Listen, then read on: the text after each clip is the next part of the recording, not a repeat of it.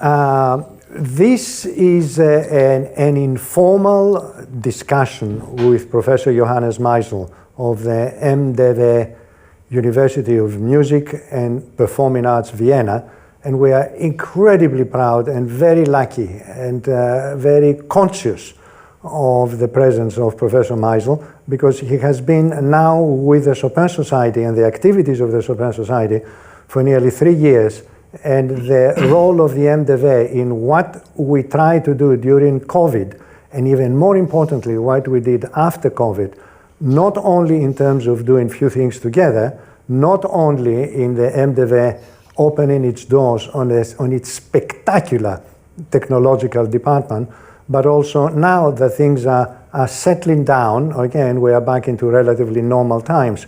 We look forward to a lot more of us getting together. And this is the third time that Johannes Meissl is visiting us. This time we're doing it through Zoom. Okay, it is live streaming, okay, of a specific kind, and we continue talking. Now, it has to be that Johannes does all the talking and I do all the long silences. Remember all the old nonsense that music is the silences between noise.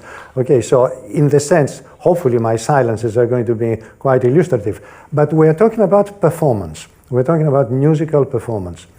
And naive as I was, I did something that I thought it was okay, because I'm an economist and I like to quantify things. And I said, okay, Johannes, now for me performance consists of 3 parts. It was a very good idea. Later on, as the American says, bad idea, and I'll tell you why it was a wonderful idea actually. And I said, well, you have technique. Okay, the person has to be able to play the instrument. If it happens to be piano, it happens to be piano. Okay, and of course the technique, blah, blah, in the service of music, not just a technique. Then of course it has the personal elements that come through interpretation. I have no idea what that means, but it sounds nice. And the final part, which is it historically informed? Johannes was very kind and polite to agree to this particular scheme, and then he sent me 6 wonderfully deep thought out pages that took it apart in an aggressive form, but took it in sections, okay, and really developed a lot of things that I had no idea whatsoever they were there. So, Johannes, if you don't mind, it will help if we just say, okay, we'll do the technique and we do the personal bit and we do also the historically informed, but let's perhaps start with the technical part, okay? In other words, how good or how bad something is, which is obviously part of the performance. Now, I have to phrase that, and I'll shut up, that's all my questions, okay? Because now that has to be channeled towards what does MDV does about it. Of course, you teach, you teach music, but you don't necessarily teach performance, and you don't necessarily teach technique, but presumably you teach all the things together. Help us out on this. How does that flow? Well, let me start with this. My, and not only my, but I think actually I can say our conviction is that all our teaching, all our mentoring, all our providing skills and knowledge serves for performers the purpose to equip them with the necessary tools to actually come up with something that you can say is an interpretation in performance. And performance means, in this understanding, the recreation of something that normally somebody else has imagined, thought out, and by certain approved techniques of encryption put on paper. So there is something that exists in a way, but to make this real music, it needs the recreation by a performer or a performing collective, performing ensemble, whatever. It may be an individual or it may be also an orchestra. Because music in the first place is a central experience that works through sound. And sound that is actually created in a certain space at a certain time, and if it's about performance, together with people who listen to it. Whether they are also somehow included and even play a role in the act of the performance, this is another area that can be discussed. But the most important approach that I want to clarify is that it is not about just the transfer from one media in which music can somehow exist, but in an encapsulated form, meaning the music that is written on paper in a score. And that it's not only about the transfer into actual sound events that we think is the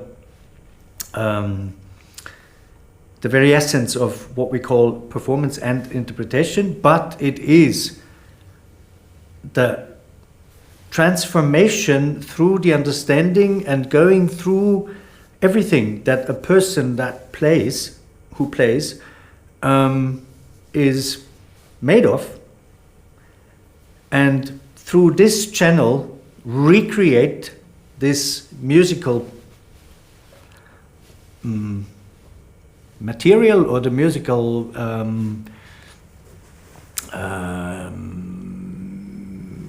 plan or whatever you call it, into something that is really happening here and now and can be shared here and now with an audience that listens.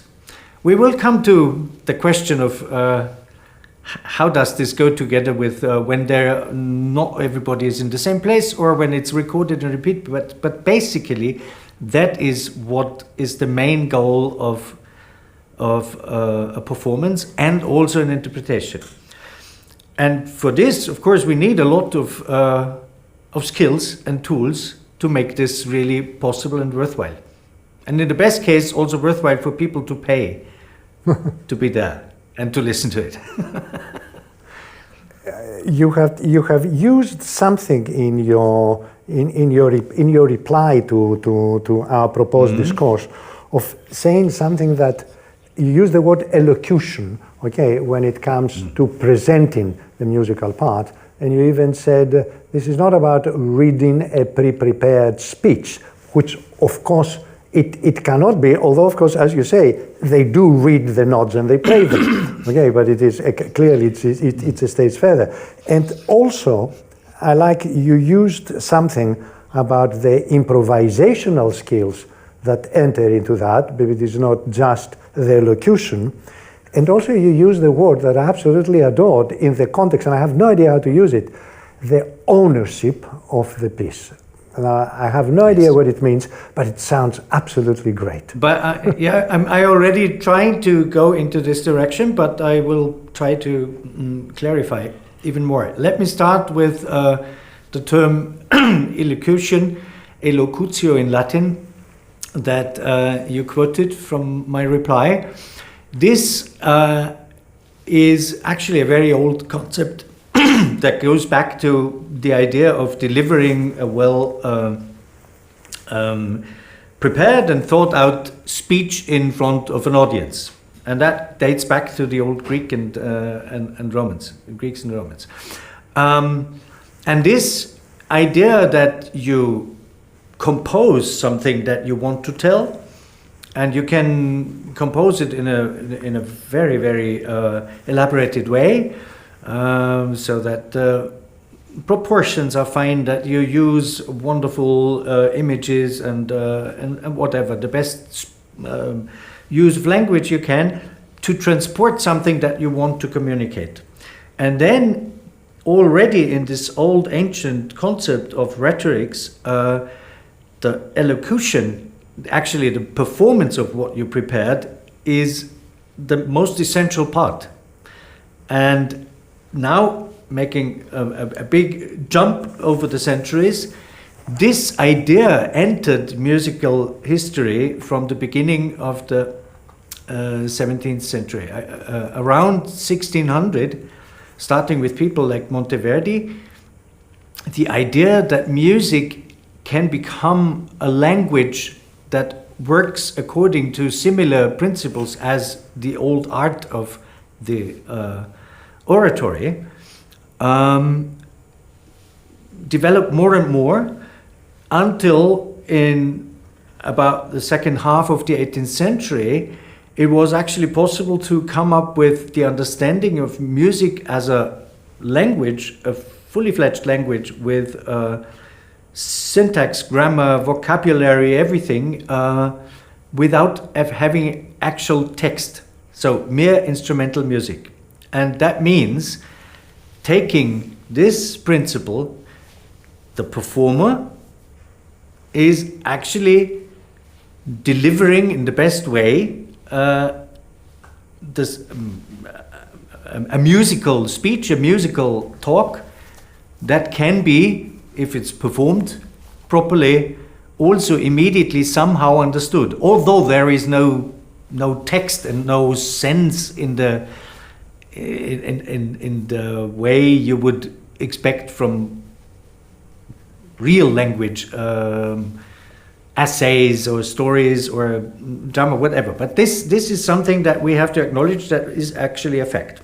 And this connects very much to Haydn. We already talked about Haydn in the past. Okay, so this is the one part. This is this elocution or elocutio. The other thing is what I already touched upon, this understanding of what can interpretation mean that is not just a mere reciting of something that is written down and is kind of understood. And that has to do with this concept of ownership. Because the ownership allows the player, the performer, the musician, or the ensemble that is doing it to also take a stance, to identify with what the music is telling in emotional or also in conceptual terms, and by having as much identification as possible, actually serve the content of the music in the best way, not to show off that I'm so great that I can do all these things, but that the music can live through me or through the ensemble's playing. So that's this idea of ownership. It's not an ownership in an economical sense, of course. It is ownership in this identification and up to a certain extent even service sense. And the last thing to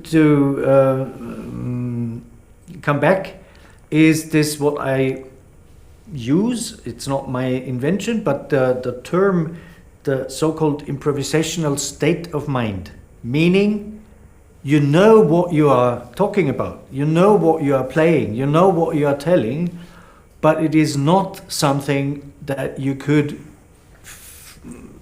fixate once and for all times, but it has to be relived and reinvented up to a certain extent every time anew. Meaning, even if you don't change a single note in a piece that another person wrote down on paper when you play it, it cannot be the same twice, because something needs to be kind of invented on the spot. And this may be a differentiation in sound color, in dynamics, in timing, whatever. And of course, this improvisational state of mind, if it's kind of adequate for the musical period and style, this touches then upon the historically informed question, requires more or less of changes actually at the moment. So there are, of course, periods in musical history of European classical music that expect the performers to not just play what is written, but to deliberately embellish it, change it, add things, change even rhythms, sometimes even harmonies, because this was the idea of the musical practice. So that there are, depending on when in musical history things are done, different expectations. And of course, it also is part of our education that we try to establish a good judgment and a good taste for when to do how much of what. But it doesn't change the whole principle. And this is what I find the most important thing. Can you follow that? Oh, absolutely. And I'm sitting there. I'm going to use something that I used in a previous presentation here, and I said this was like eating a delicious chocolate cake, either taking large spoonfuls, eine Torte, okay, or taking little bits at a time. I mean, there are different ways of enjoying this. You're saying, oh my God, this is a colossal amount of food for me to digest, or here are little bits. Can we go back for one moment, okay, on the improvisational part? Because it touches on two completely separate things. It's like, I'm going to do it very crudely, can we teach improvisation? The answer is yes, you can, okay, that's my understanding, all right? But where and how improvisation became a part of the performance? Can you give us some, at least historical way of this beginning to appear? Because I can tell you very easily that for a very long time, and there is really a lot of scholarly evidence for that, it was just part of the game, and it was the understanding that no music can be played without any improvisation. And this lasted for quite a long time. And it got probably less and less important, I would say actually only in the first decades of the 20th century. And this probably has to do also with the development of all the recording techniques, and it has also to do with, of course, general historical experiences and whatever. But it apparently got very much into the background for quite many decades, until people who, in the first place, started to dig into all the old practices of the 16th, 17th, 18th century, and then later also the 19th century, found out, until it was very normal that most of the composers whom we cherish nowadays and whose works we are mainly performing on concert stages were actual players, performers themselves, and were great improvisers. Johann Sebastian Bach, Mozart. Mozart performed piano concerti without writing down the piano solo part. He only wrote down the orchestral parts because, of course, the orchestra couldn't improvise, but he just played what he played on the spot, fitting to that. And later sat down and wrote it. Not all of them, but there is evidence that he did it. Ludwig van Beethoven first became famous as the greatest improviser. People would attend performances where he didn't announce any program or any composition. He would just sit at the piano and play for 2 hours, and people were stunned. And there are reports that you can read that it seemed for people that this what he played were fully fledged compositions, which he did on the spot. So that shows a lot. Then also, of course, all the great virtuoso players, also still in the 19th century, they were not every time playing the same thing, even if they put down one version on paper. So there is a lot of evidence that this was in different, certainly up to different amounts, but this was just part of the understanding and part of the practice. Then, of course, with the beginning division between the performers and the composers, which is also something that is more happening late 19th century and in the 20th century, also not true for everybody, of course, but there are more either composers or performers. Then, it got lost a bit, less important, or even sometimes, and this is also something that has to be mentioned, even kind of philosophically denied, because there has been, or there was a time, not has been, because I think it's gone, there was a time when there were people strongly reinforcing the concept that the only job of a performer is to make this transfer from written music into sounding music. Everything else, don't change a note, don't add anything personal, that's what you have to do. But these times are gone, and I think it's good that these times are gone. So the recognition that improvisation is an essential part of quite a lot of music of the repertoire that we actually are also playing and listening to. That's the beginning of it, and then it was taken even further, and this has also to do with kind of jumping over the boundaries between the different genres of musical practice. So classical music or jazz, for example, or classical music and traditional musics, folk music, where neither in jazz nor in folk music you have any clearly fixed text to the minute detail. You have some song, some concept, some idea of how long and which harmonies to use, and then it's played. And this reflects, thanks God, I would say, much more back into also the understanding of European classical music, and for that reason it becomes more and more, I would say, at least common and accepted, even if it's not common practice everywhere yet.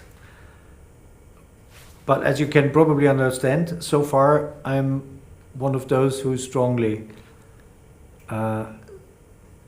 support this basic understanding for many, many reasons that I'm happy to elaborate, but that's what it is, yes. Johannes, for somebody that who just tuned in, okay, the word improvisation obviously hits, and I want to emphasize that this is being done always in the context of performance. You know, I would love to hear you carrying on talking about improvisation, but the stream of that, it is, as you say, the ownership, the elocution, and the improvisation. Now, can I add a footnote into that? Does MDV teach improvisation? Sorry, I might be asking you obvious questions, but please don't misunderstand me, because after all, I don't know your curriculum in detail. Okay, and you say, of course we do. What do you mean? Yes. Well, I can say by now, yes, we do. We have various offers. Of course, we have improvisation bound to certain historical periods and styles, but we also have free improvisation, and we encourage a lot this whole development of being able to improvise. And this can be, of course, also trained and learned, and there's always one first initial very important step is to be confident enough to play something that you cannot either read from a text as it is, or you learned it by heart and exactly repeat what you learned by heart. So this is the first step of being confident and free enough to just play what you imagine at the moment. That is one thing. The other thing is acquiring tools not to feel all of a sudden abandoned if you have to do it or want to do it also in public and on stage. But this is something that we have been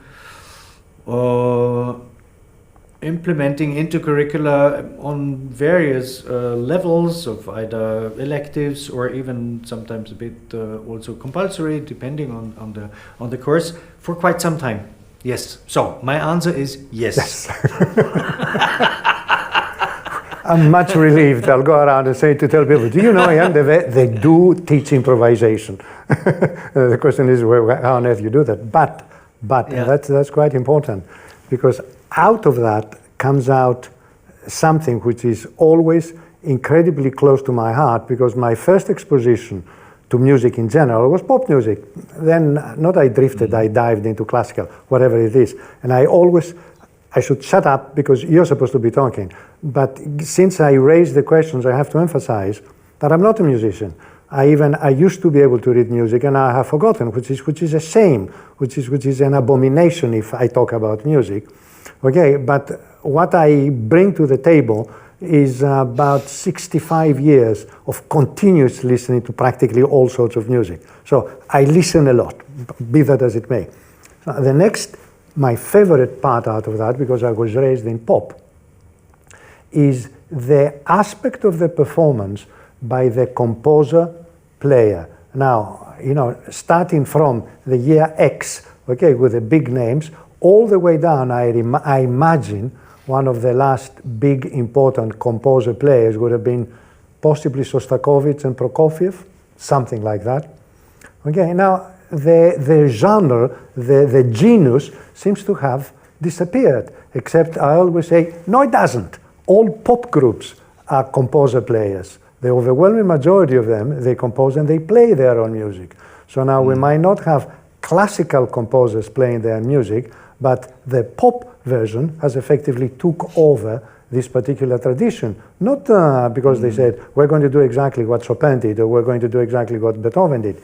And I'm coming back now to the performance. Does everything we said so far about the elocution, about the ownership, about the improvisation, simply begins to go boing when you're talking about people that simply read and play the music, as opposed to the ones that actually made it, composed it, and then played? Will it necessarily make a big difference? Interesting point, because I don't think that you can totally generalize it.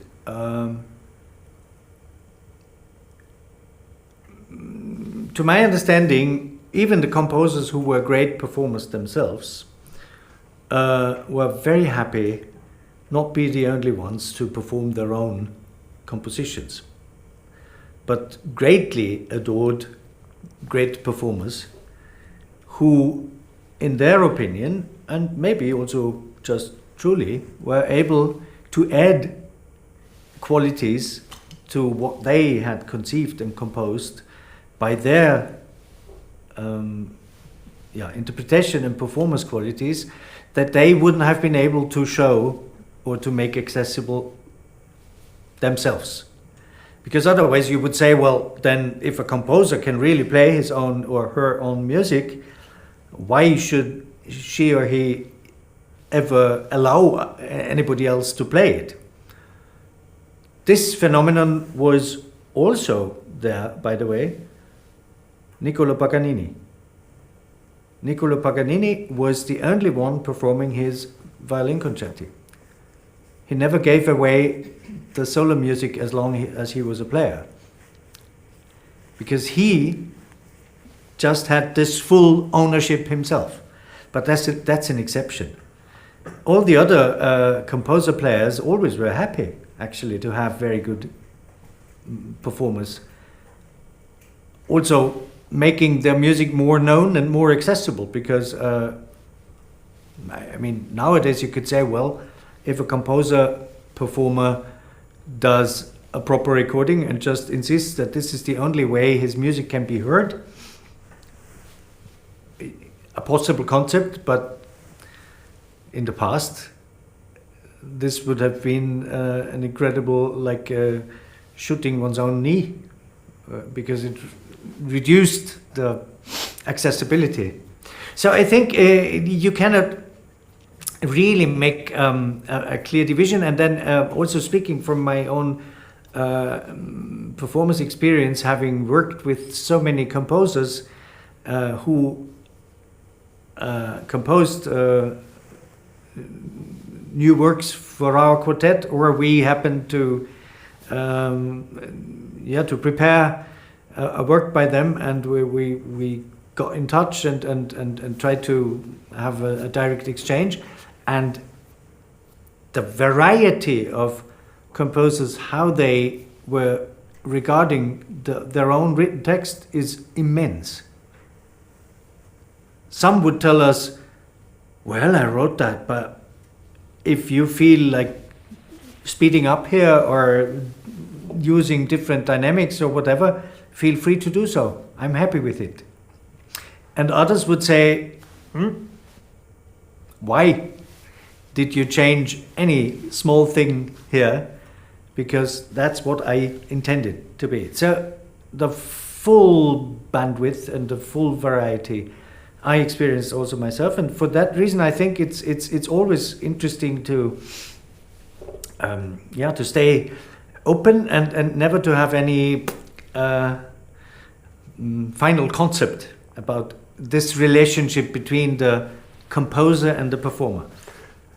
But is this I would say it might simply reflect ignorance on my part rather than a profound biological observation. But since the virtual extinction of the classical composer-player in our modern days, I mean, is it a natural process?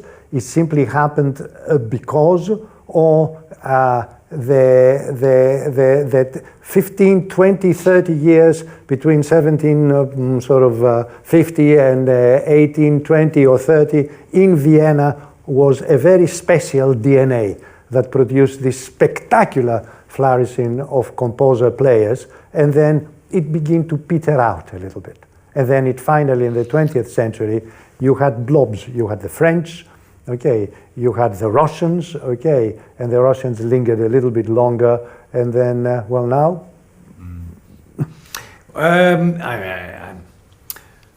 I'm not happy to object, but I would like to but you will. put it a bit into relation. So to start with, actually there are also in what is called classical contemporary music, there are composer performers.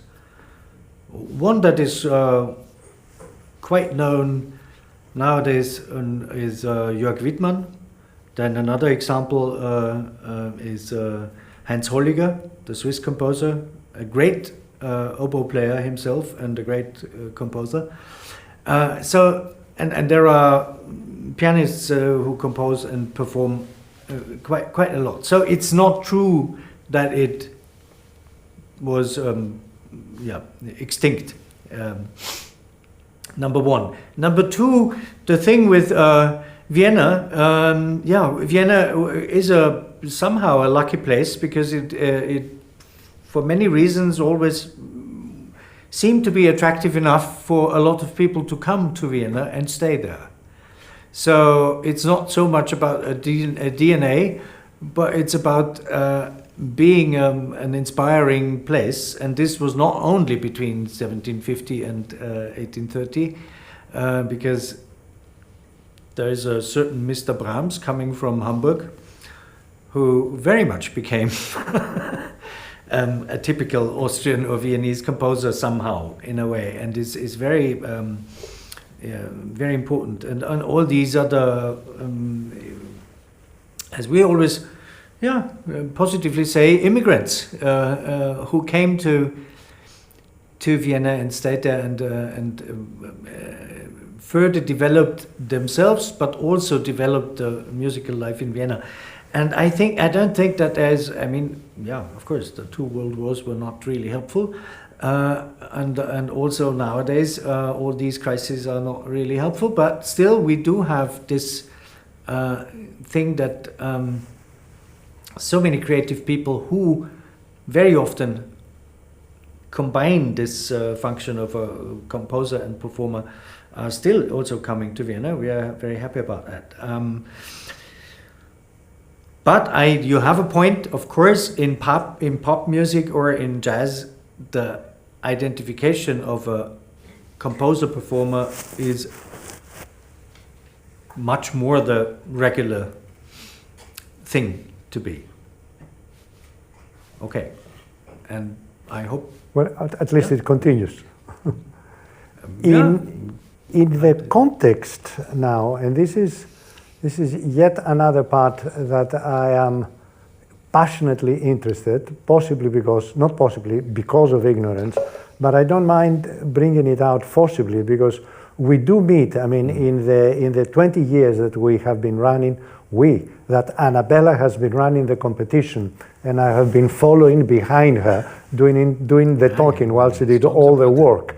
Okay, we've met literally hundreds of very, very talented young pianists, and scores and scores of very, very young, or very, very talented, not so young players and artists. And there was a continuous theme at the back of my mind, which was what constitutes, what enters in the structure of a program. Now, we had a very interesting experience in the last 3 competitions when we actually told the semi-finalists, you play anything you want, but you have to play a complete 90-minute recital with an interval. And not for us to play around, to think that we're just being stupid, we're going to pay you to do it. So, you know, this is deadly serious. You have to create your own program. And of course, we saw very elegantly in front of us what motivated the young talents, because not only, of course, they were competing, they want to put something that it will impress the jury. They would have been stupid otherwise. But also it showed you a little bit about what enters into a program. And for me, it continues to raise the following question. Can or should a program tell some kind of a story? Because very frequently the answer that I've got, not from the young students, but from a lot of very mature players, I said, why you have Schubert, Scriabin, then Beethoven, and then we finish again with Schumann. What's the connection? What is that? And they said, this is pieces that I have been practicing. These are pieces that I think they are wonderful music. And I said, no. Does it tell you something? Should it tell you something? Johannes, please help me out here, because I'm obsessed. If somebody put a gun on my head, I will say, yes, if you do a program, you have to say something. You cannot just simply say 4 beautiful pieces of music. Or is it too limiting, or even stupid? Let me start with this. I personally strongly sympathize with the concept of having a dramaturgical idea of a concert program. And I normally try to pursue this also when I'm discussing programs with students. Beautiful Greek word there, thank you, dramaturgical, lovely. Yes, that is because it can still consist of a variety of time periods, but it might be connected even on a not that obvious level, but that there is something that, yes, somehow also by the combination of the pieces of a program tells a story. That's what I try as often as possible. But of course, you also have to accept there are also somehow, and not too rarely, practical or pragmatic issues to be considered. And not always it is possible to really realize one's ideal of a dramaturgically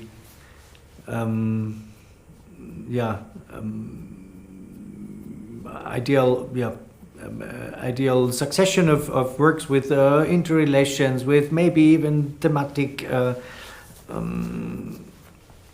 allusions or relations or whatever. So it's possible, but it is not always possible, and I don't think that you should principally blame everybody who doesn't come up with a theme dramaturgy for a concert program.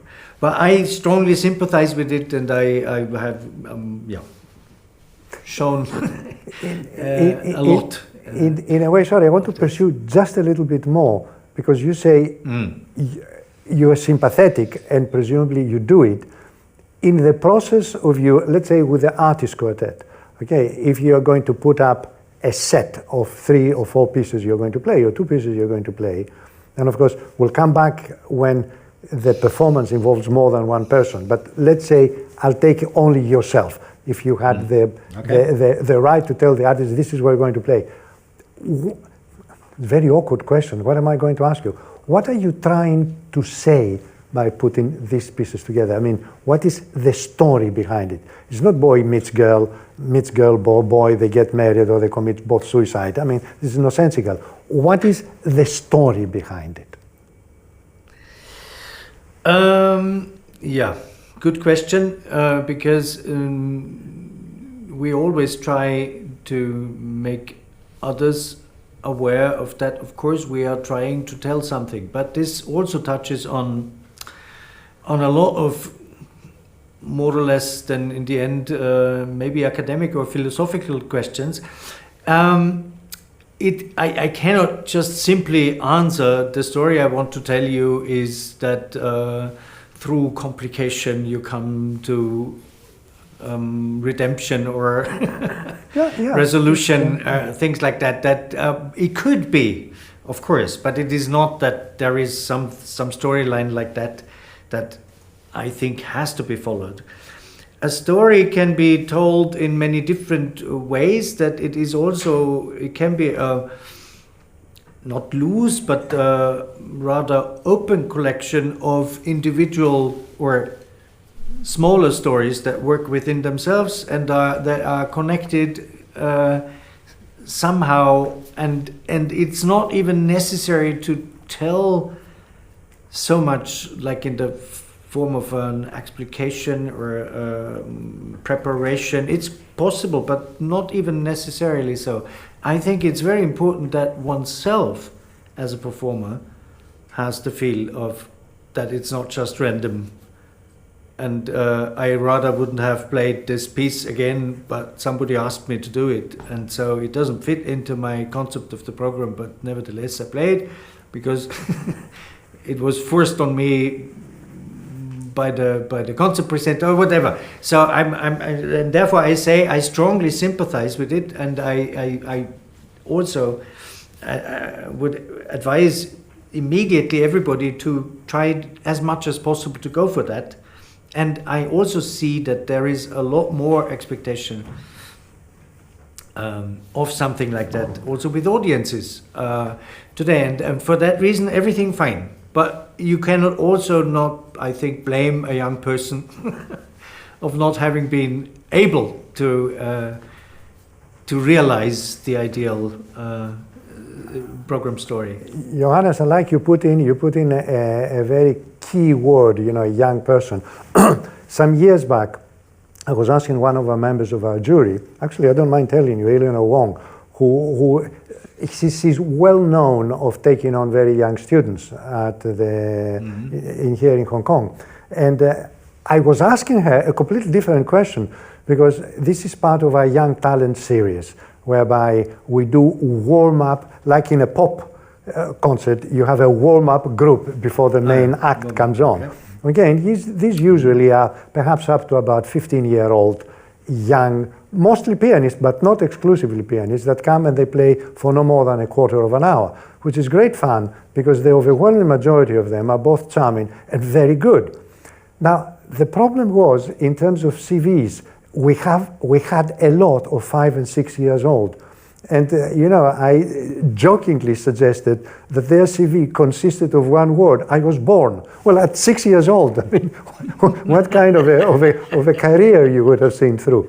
And I was asking Eleanor, what do they bring to the table? I mean, for me, I just see them for 5 or 10 minutes. I avoid and I urge the audience not to look at them as cute, but simply to look at them as pianists that happen to be 6 years old, not any other way. Mm-hmm. And Eleanor had a very elegant answer, which I still carry. Always says they put colors on the table. Wow. Because the same answer was given to me by one of the very, very, very few of our contestants that I said, what made you choose this program? He looked at me and says, colors, of course. All different forms of color. He says, they pass in front of my eyes, in front of my mind, and I'm not going to stand up and say what colors is this, because this is complete nonsense. I play them. And the same thing happened also with images. Another student said, images. And it's not images of war, distraction, pretty girls, pretty boys. No, it's just images that flow through, and then it makes some kind of sense. And I rather like that, because you used young, and also you used the word colors, because in a way it answers my own question. Can something tell a story? And the answer is yes, in terms of colors, said he. All right. But I'm strongly. I just to make it clear what my own position and stance, and also my own practice is. Yes, I think if it's not totally nonsensical, which sometimes it can be, but then the use of images, the use of the central perception and experience of something like a synesthetic experience, which I happen to have, for example. So associating immediately strongly keys in music with colors and so forth. And if this is there and it helps you being lively in your musical performance, make use of it. But it's not something that you can either explain to people, and you can also not make a general rule out of that. But there are so many, and this may I come back to what I tried to communicate in the very beginning. Please. There are so many possible tools that we can acquire and also make our students acquire, that when we at the same time try to help them develop their creative openness, then they will find, and they find their stories which help them to be, by their playing, captivating, interesting and telling, although nobody can tell which story exactly they were telling. Good? Like that? Das ist sehr gut, said he in my limited German. Okay.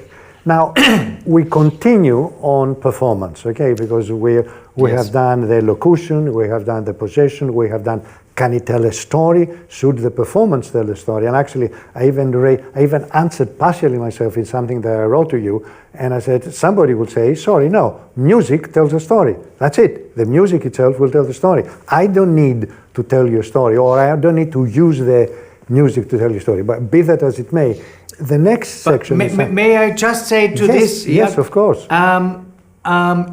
This is my approach, and I try to share this approach always with our students. Try to find the story of the music. Never try to apply an outside story on a musical piece you are playing. Try to find the story within the music. If you find one, then cherish it and make it your own.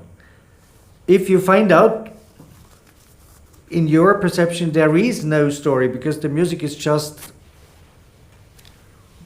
sounding forms in your perception, maybe also fine. You see, this is, I think, the most important difference.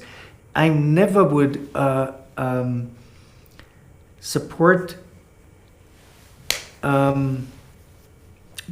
putting a story on top of a musical piece, because you have an idea that this somehow would fit. It's a bit like you don't know this so much, but we do have in the German-speaking countries, we have the phenomenon of what is called the Deutsche Regietheater, the German stage directors theater, meaning you can take any play, historical play, and you can distort it in a way that people wouldn't recognize that this is a play by Shakespeare or by Schiller or whatever, because you want to make something totally different out of that, for whatever reasons. That can be good or not good, but that's what I try not to encourage musicians do with musical pieces.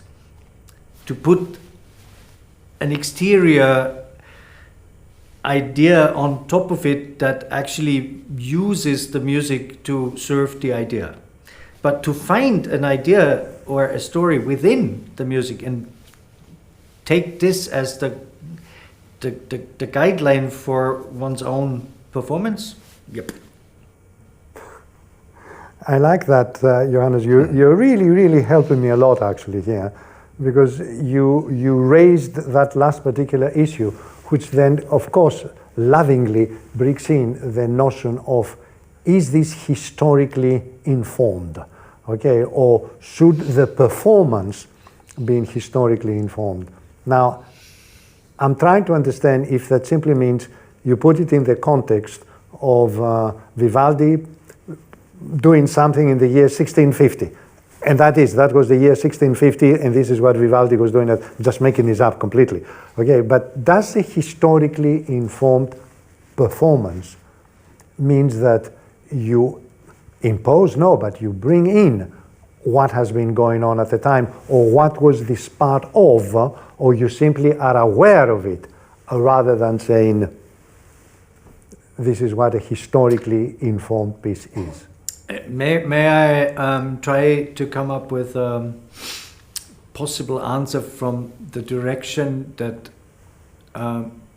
the strongest who actually started the whole, you can say now it's not movement anymore, but it used to be a movement like 70 years ago, something like that, were actually not trying to come up with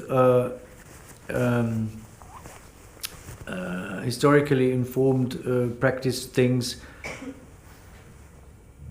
based on a scholarly interest, but they had the feeling that something was not right with the way the old music was played. And that's a very important first a very important starting point. And by finding out what at a certain time was apparently totally unheard of or new, for example, this may be harmony, that may be the use of a certain formal disposition or country, the use of instruments, whatever. And then, of course, trying to find out how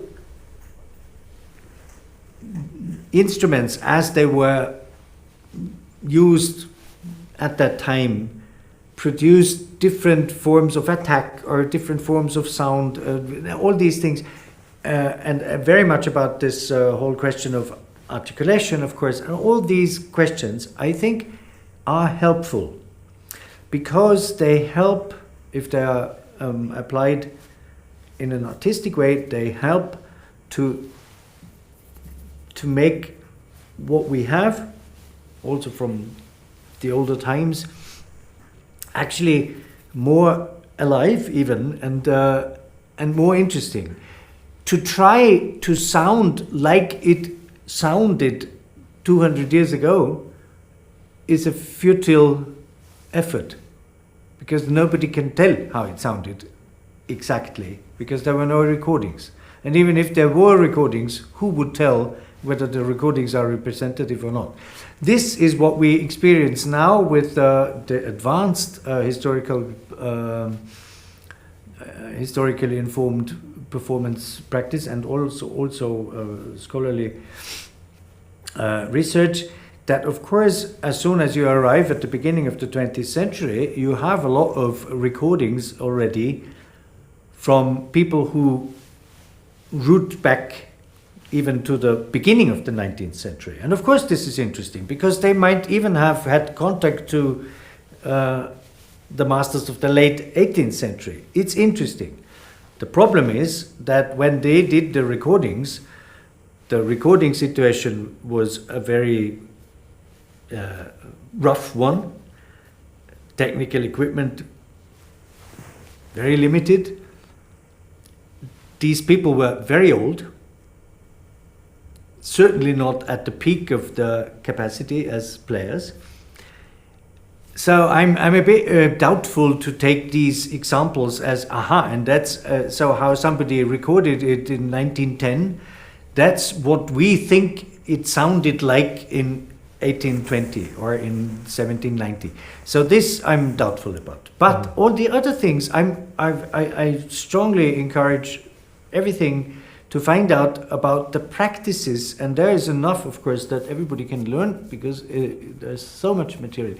The practices that one understands, and it begins with, of course, that if you know how people normally treated the relationship between something that is written on paper and how it is played, that this was totally different, of course, in early even in early 18th century, or the more in the 17th century, if you know that this was treated otherwise and try to learn how you could, what you can do, that is good. So, but it is not a question of whether, and now I'm hopefully coming to the point that you're really interested in, that is not a question whether this is appropriate or not, because everything is just based on assumption. And an assumption can be based on more evidence or on less. But what we do nowadays is we want to be interesting, lively, and worthwhile as much as we can with when we perform. And the historically informed performance practice helps us to understand musical languages and musical practices better. And this is another big bag of tools that we can use to do what we really, I think, are supposed to do best. To recreate music that is interesting now. Yeah, I like the sounds like a plead in court. No, but no, but it makes. I didn't want to use historic sense. It makes historic sense to the extent that we are now, and that was then. But the then does not mean that whatever we are doing now has to be exactly as it was then, because then that misses the fact that that the music is now. It cannot be anyway. It cannot be anyway, but I'm very grateful for all these achievements, and I adore people who are wonderfully knowledgeable. But I think it always needs to be understood as kind of means to an end and not a purpose in itself. Coming to a practical part, and you address that very directly and actually very forcefully in what you said. When it comes to interpretation, we are again back on performance. And you actually said, we in MDV, I'm more or less quoting you, okay, we don't want our students to discover their will, rediscover their will all by themselves. And we want to provide them with all the equipment, all the tools when it comes to dealing with interpretation. Now, what does that mean, at least in terms of curriculum, or in terms of teaching techniques, or simply in terms of techniques of putting things together? Oh, you cannot, I mean, the question of how much you can actually ensure by a certain curriculum, that will be a question of dispute and discussion in eternity. Of course, we always have been trying to put into the curricula what we think is really important and necessary, apart from the central one-to-one teaching the instrumental teacher and the instrumental student. And that's quite a lot. And then we found out if we just add and add and add everything that is good and necessary and helpful, it is ending up in a curriculum that nobody can study, because you cannot do everything at the same time.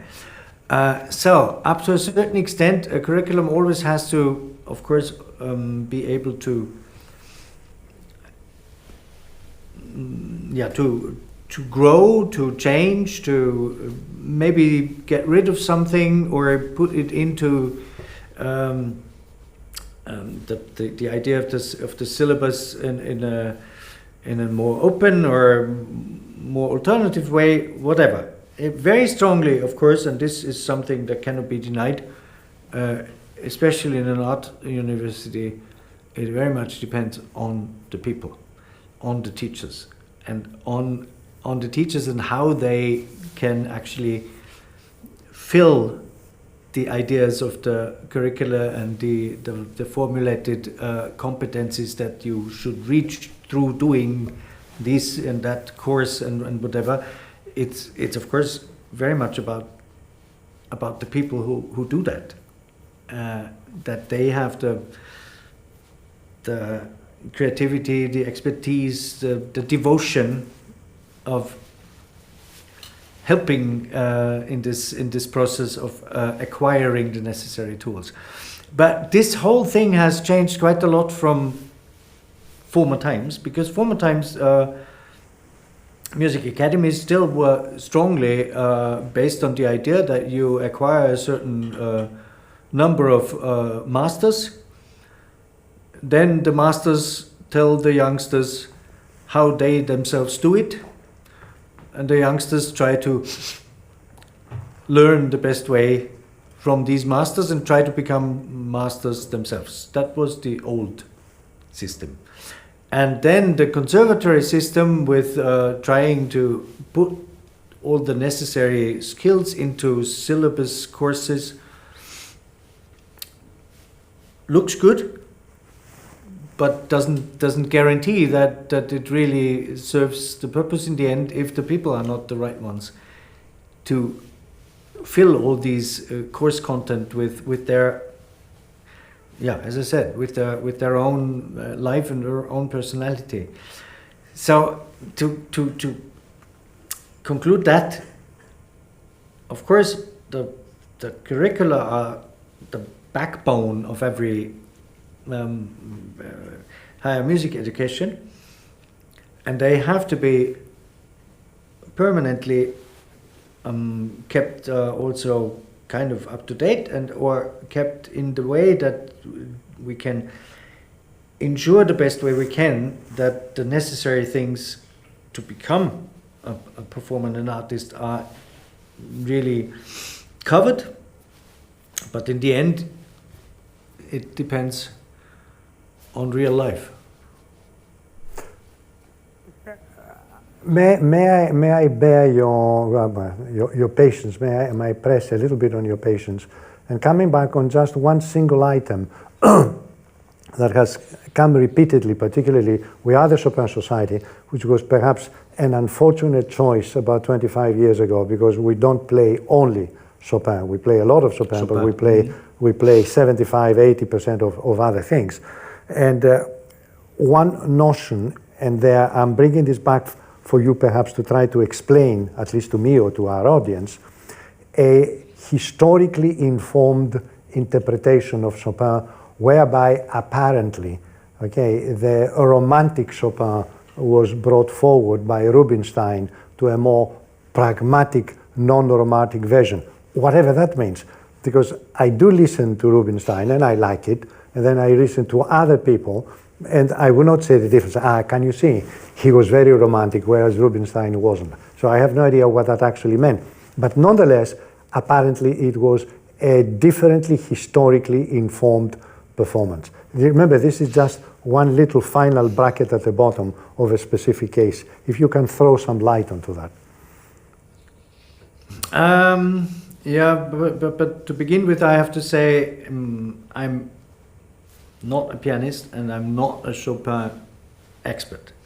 I love Chopin, and I had my experiences in also having options to compare renderings that were claiming to be as close to what people thought Chopin's ideas would have been. One thing I find very important also with Chopin, I know quite well for sure that also there is enough evidence that very often wrote down on paper maybe the preferred possible version of something that you would also have improvised. Of course, you cannot generalize that, but in many smaller pieces, it apparently is the case. So, number one is, I would think the more it's possible to make it felt that this is very close to improvisation and very close to something that comes without distance or calculation, the probably more authentic in a certain general sense it might be.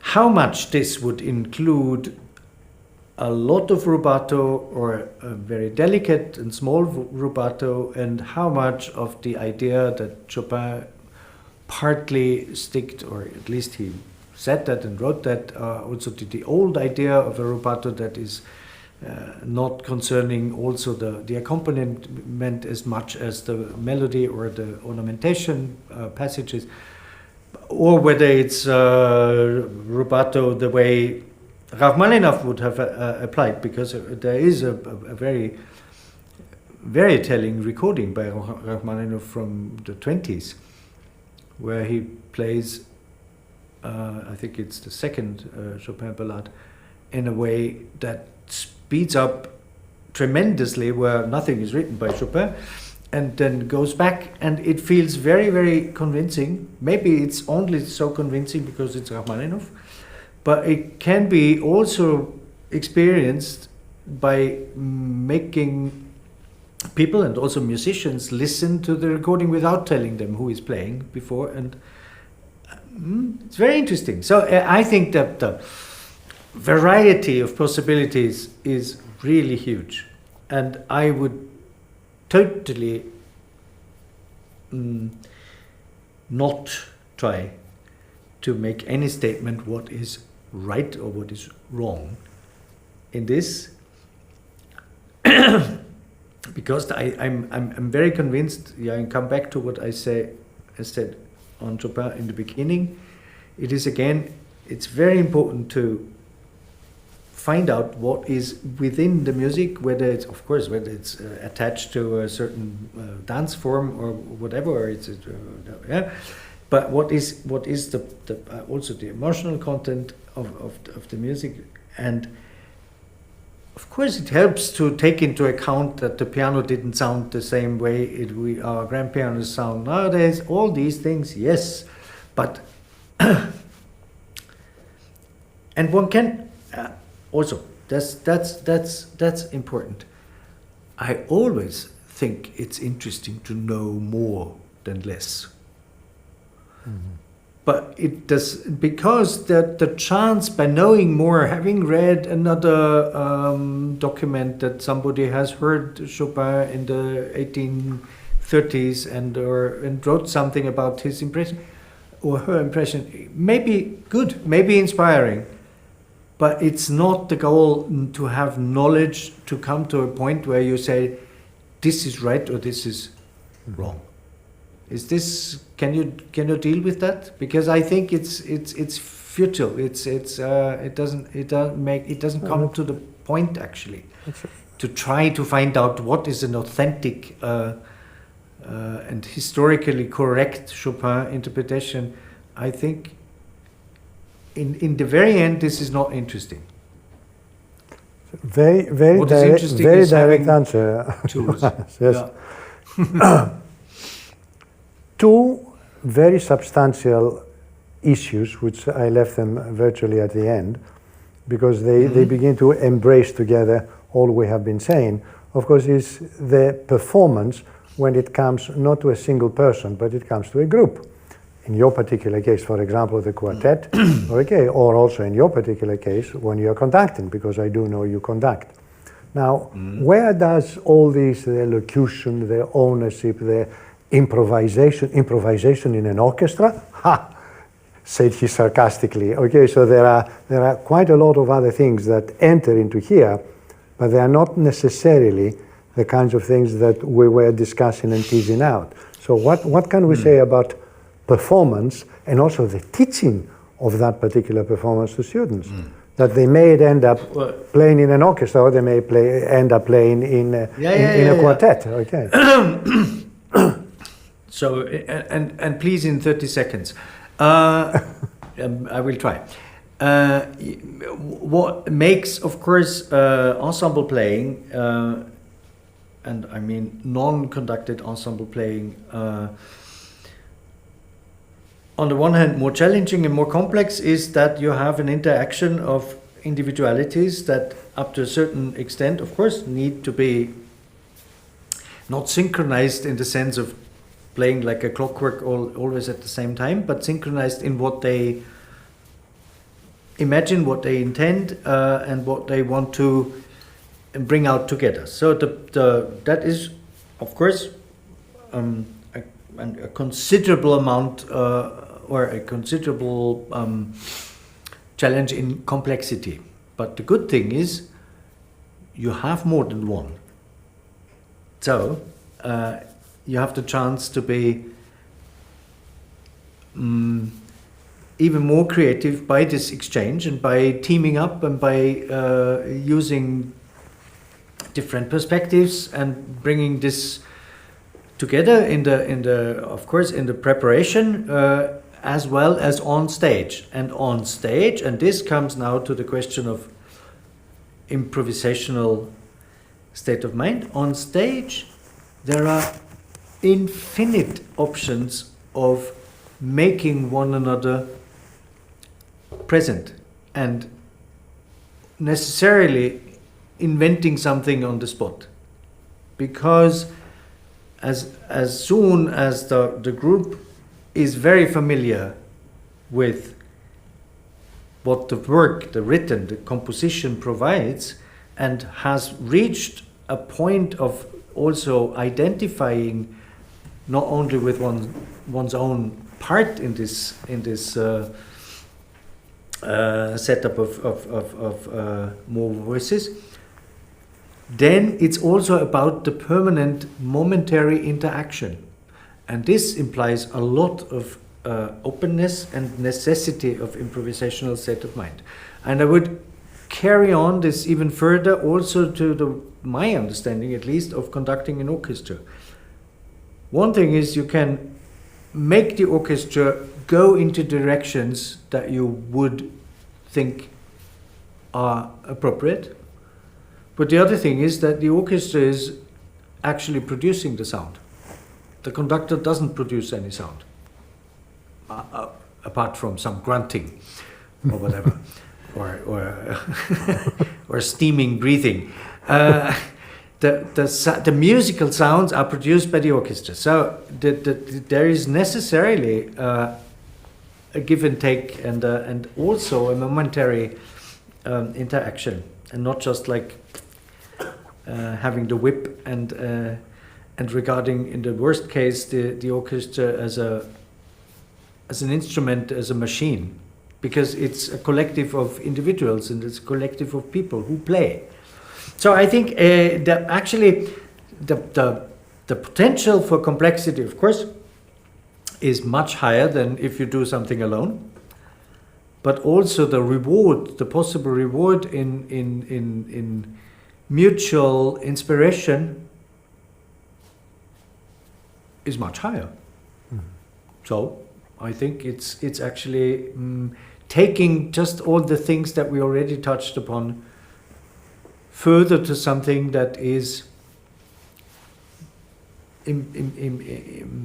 also involving this whole realm of immediate social interaction.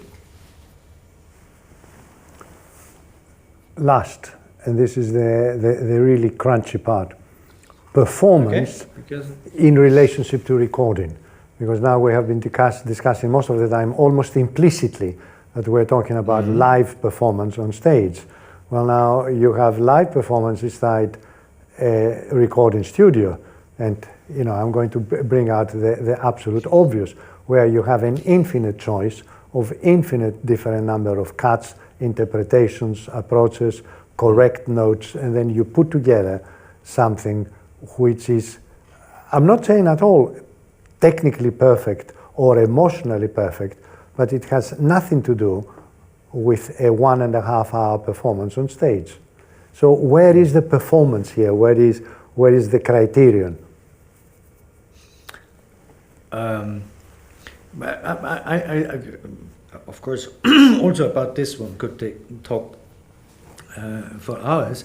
I think, also if I think back to my own experience with it, I think there is a right in its own, as long as, if we talk about performance, meaning recordings that imply the actual playing still, no matter how many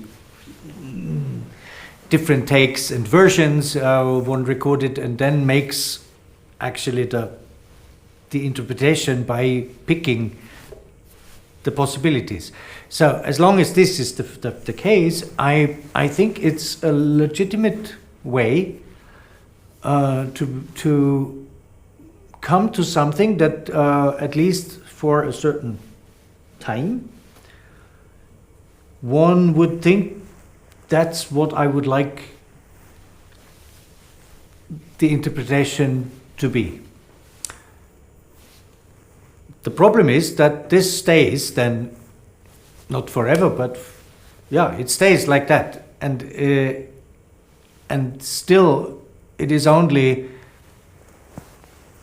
it is not a momentary still or freezing of possibilities, but it was the selection was done, even if it's done over a couple of weeks or months, but the selection was done at a certain point. And therefore, in essence, I think it's not even so much different from what happens in one concert performance. It's just many more options.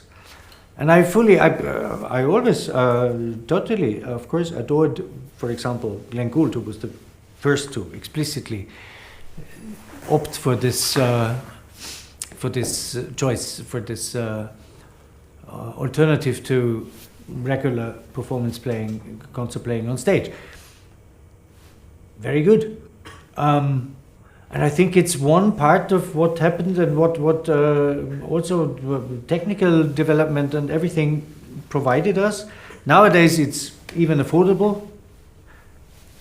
Decades ago you only had the chance to do that if you were one of the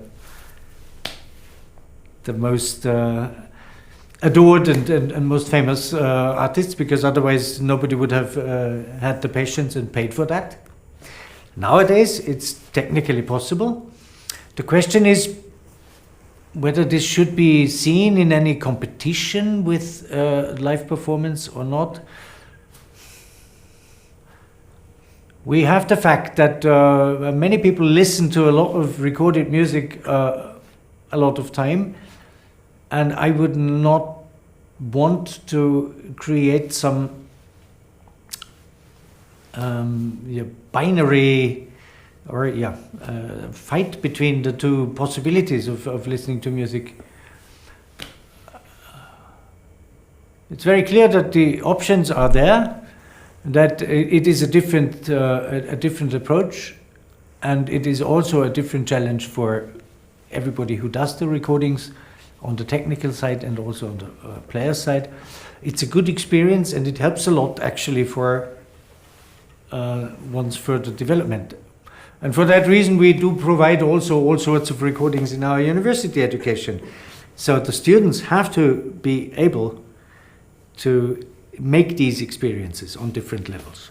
It's also good. Is this satisfactory? Oh, very much so, because specifically MDV says recording is good, we teach it, it is yet another instrument by which the music can be delivered, and yes, it might involve playing the same phrase 5 times or 10 times till you get it right, and then you use that one, which is something that you couldn't possibly do it if you were live.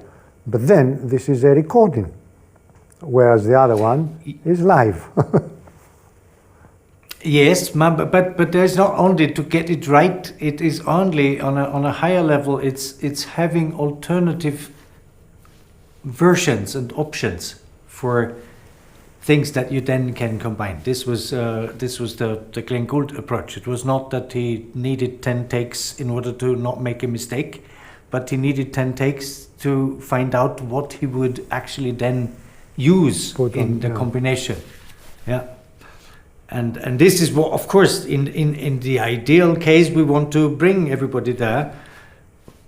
The avoiding of technical mishaps, of course, is also one of the parts. But yes. Let's see what we have done. We started basically with the concept of performance. Then we started taking this to pieces in terms of the technical part, in terms of the personal interpretational part that would also involve spontaneity, as well as variations, as well as aspects of interpretation. Then we moved it down to the concept of ownership of the part. That was quite interesting, and the way in which interpretation may or may not involve storytelling, in the sense that you do put together pieces of music because they will tell you something, and this is a crucial part of your interpretation of what you're doing there, of the performance. And then we took this to the multiple level. In other words, what happens if there are lots of you? And you produced a very benign view of that. Is kind of the more the merrier, the more heads together, the more the possibility of doing something quite interesting. And finally, where does interpretation and performance fits when you are looking at recordings? And the answer is as always, it depends how you use them. And because now we do live with recordings, okay, then the fact that MDV teaches that, it is quite encouraging. Oh wow, that was quite a lot, Johannes, and hopefully you did most of the talking. We have just a few more minutes before we wrap up, and if there are any issues that our audience may wish to raise, then of course we are absolutely delighted. And if not, Johannes, I do a lot, or clearly I do a lot of public speaking, but for completely different things. That's economics. And if at the end I say, are there any questions, and there is complete silence at the audience, my reaction to that is this has been such a convincing, such an elegant, such an all-comprehending performance that there are no questions at all, in fact. No questions. This is left up in the air. But if there are any questions... as long as nobody is saying, what the hell are you talking about, then it's good. If there are any questions, we'll be delighted to take them. And if not, all I owe you, or all we owe you, Johannes, is a huge thank you. First, for your personal intervention here, taking 1.5 hours of your time to listen to my questions. Mind you, I had already warned you, all right, so you're yourself to blame if you had to give answers into that. And also on a much more personal, institutional basis, on the huge support that MDV, through you, continues to provide for the Chopin Society and what we're trying to do here. This is really a very, very valuable part for us. We really appreciate that. And thank you very much for the appearances here. I want to say hello to Johannes. Hello, Johannes. Thank you very much Annabella. for this. Hey, good to see you. And so I just thank you for your appreciation, and I want to really tell you that I personally very much adore your devoted and effective work, and what you told me before our talk, that you managed to get so much access and so much interest. This is wonderful, and I thank you very much for doing all this, because this is very important for the future of music life, the future of young musicians, and the future, of course, of the possibility of experiencing and cherishing music as something that is not just maybe a luxury detail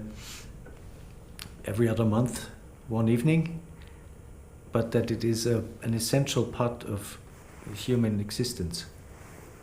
Thank you, Johannes. Thank you.